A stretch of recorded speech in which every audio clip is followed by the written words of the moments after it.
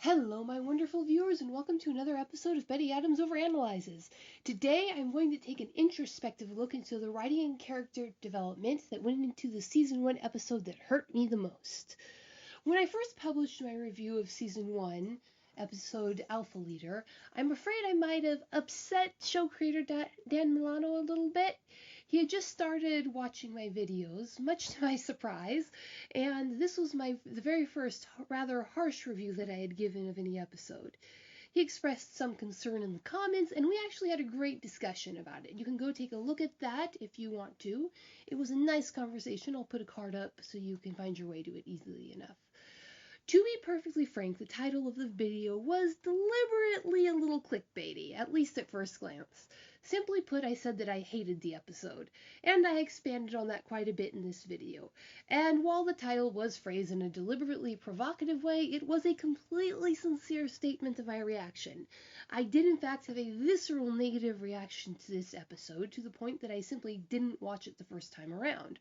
Of course, by this episode, I really mean this kind of episode, this genre of episode, not just this specific episode of this specific show. You see, every genre has its set number of episodes that it must do. The fandom expects it, and they would be grievously disappointed if they didn't get what they expected.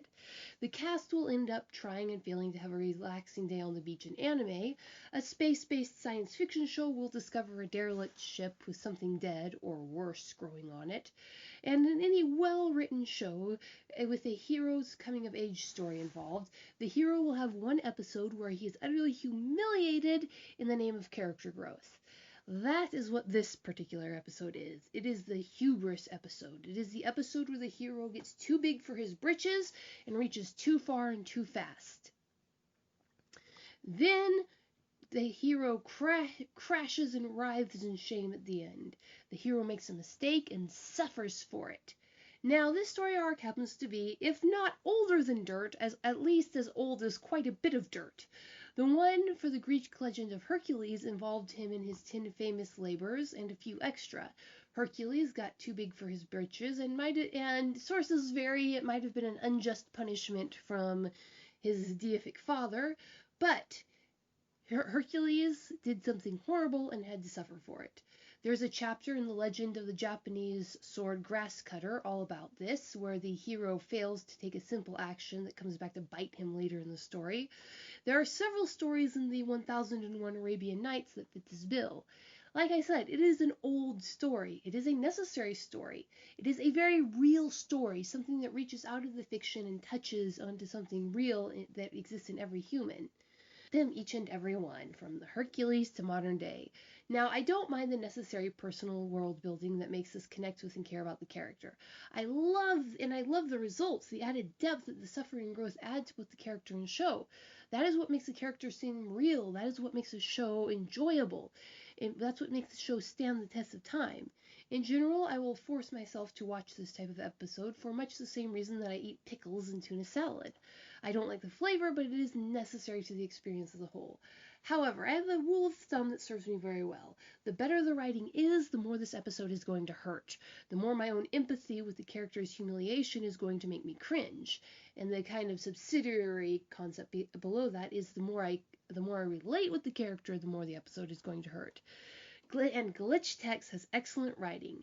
Even on my first watch through, before I knew how deep this show went, I sensed the pain of watching Fives humiliate himself was going to be intense. As soon as I sniffed out the direction of this episode, I hit that skip button so hard it dented the computer keyboard. Five was going to make bad choices. Five was going to mess up at full throttle. Five was going to suffer through the just and ordinate results of his own actions. I didn't want to deal with that at the time. I'd started watching the show to turn off my brain, thank you very much. But then I started reviewing the episodes for my channel, and though I grumbled and mumbled, I finally decided that I couldn't skip one of only 10 episodes. And I couldn't just BS the review, which I could have done quite easily, but I had to watch at least most of this episode in order to do it justice. Now, I freely admit that I still skipped the worst part, the part where Five's hubris reached its peak, and I only tapped back in once he had learned his lesson and the team was working together again. Now, I did it purely for you, my loyal fans, but in the end, I am very glad I did. The creative writing team managed to pack a whole lot more into this episode than just Five's hubris. They packed a lot of character development for everyone in, and I would have missed out on a lot had I just skipped this episode as I originally intended. In fact, this isn't just Five's hubris episode, it is every bit as much Mitch Williams' hubris episode. Somehow, even though Five is the center screen for most of the episode and Mitch is entirely off screen for most of it, they both get almost equal amounts of character development, and the creators do this while developing Hanish and Zara as well. So, the first beat of the show, establishing why Five and Mitch have cause to express their hubris, showing that they both have skill levels. They have a reason to be cocky. First, we see Five battling a swarm of glitches that are significantly more threatening than anything we've seen him yet face off before. He is working in perfect tandem with Me-K.O, and they skillfully take down the swarm as a team. This is impressive. We see this. This is an improvement over what they've done in the past. Then he turns to get his approval from Mitch, and we see an amusing and delightfully clever contrast. Now pay attention here because this is a very clever bit of writing on the show's part. The next scene is doing the exact same thing for Mitch as the previous scene was doing for Five, and yet it's also doing so much more. It establishes the differences in their skill level. It shows that Mitch is very much Five's superior in glitch technique. Mitch too is facing down a swarm, but it's a bigger, badder glitch swarm than we've ever seen Mitch face before. To make his glitch more impressive and threatening than Five's, it is a Cthulhu beast with a swarm of little Cthulhus that completely outclass the swarm Fives and Me-K.O were handling. What they were handling was a tiny subsidiary swarm of what Mitch and his team are handling. Mitch, too, is in perfect sync with his team. We learned a lot about Mitch at this moment. We learned that he's a trustworthy leader. Not only do the equally no-nonsense Zara and Hanish trust him, but Mitch has earned back at least some of Five's respect. When Five wanted praise, he turned to Mitch to get it. That means Five needed his approbation. Five needed to be affirmed by Mitch. Now, Mitch did lash out in irritation, showing again how disagreeable he is, and showing the reason that we, the audience, don't like him. But even while lashing out at Fives, he was not at all unfair. Mitch made a good point, a critical point, what could be a life-saving point for Fives. Fives shouldn't be looking for a pat on the back just for doing his job, especially not when that pat would distract the team leader who's taking down the elder creature who is trying to eat his entire team. Then we see through the fight Mitch consistently putting himself in the place of greatest danger and never asking his team to do something he won't do. Yes, this is very closely related to pride and the hubris that he will later show in the episode, but it also shows courage and a moral code that is very consistent. Very, very notably, we see him listen to his team. He lets Zahara straight up manhandle him when he takes the full face of Cthulhu. Mitch has high standards and holds no one to them more tightly than he does himself. Mitch is a perfectionist. He is demanding. He is a control freak. These are all things we learn in a very few seconds that he's on the screen here.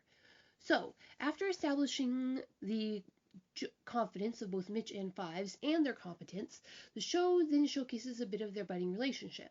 Mitch is a control freak and literally tries to bust out of his quarantine unit when Me-K.O offers to lead the team.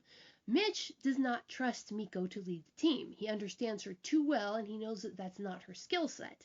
As much as he trusts her to take on the minor Cthulhu glitch swarm, he knows she's not a leader. And again, this isn't just him reacting to anyone taking over his team. He noticeably didn't do it when it was a choice between Zahara and Hanish, and he even didn't get that frantic when after Fives accepted the job. Just as Mitch is building himself a new place in Five's esteem after destroying it, Five has earned a seed of trust from Mitch, enough so that Mitch is slightly calmer about letting Five leave his team than he would be about letting Me-K.O lead his team, for clear and obvious reasons. Even Me-K.O agrees with them both in this case. Now, the next scene is interesting. Many viewers seem to think that Mitch was deliberately sabotaging Fives. I'm guessing largely due to the dramatic and near maniacal way he smiles as he glides out of the room rubbing his hands, and the near disastrous effects of his advice. See, this is the fall. This is the hinge on which the cringe turns in this episode. This is where my suffering began. I didn't understand fully at first. I thought it was just the anticipation of the humiliation that was coming for Fives, because at this point I hadn't realized what a complex character Mitch was. Looking back, my pain had already begun in earnest, because I honestly, even at this point, I empathized more with Mitch in this episode than I even did with Five. And I empathized with Five a lot. So, that's what's going on in this episode. Mitch gave advice. Five accepted advice. This turns out disastrously. And in both the giving of this advice and the accepting of this advice, we see that their hubris. But we also see that Five managed to pull through it. Now, in the next episode, we'll take a look at more of what Mitch did right and what Mitch did wrong, and what Five did right and what Five did wrong, where their hubris and blindness blinded them and allowed this travesty to happen. So, next episode, we will look at the hinge of cringe, or the cringe of the hinge. So, what do you think, my wonderful viewers? Leave a like below if you agree. Leave a comment blasting my analysis like a rogue glitch if you disagree. Hit that subscribe button. Check out my Teespring store for some weird human merch. Peace out, my wonderful viewers.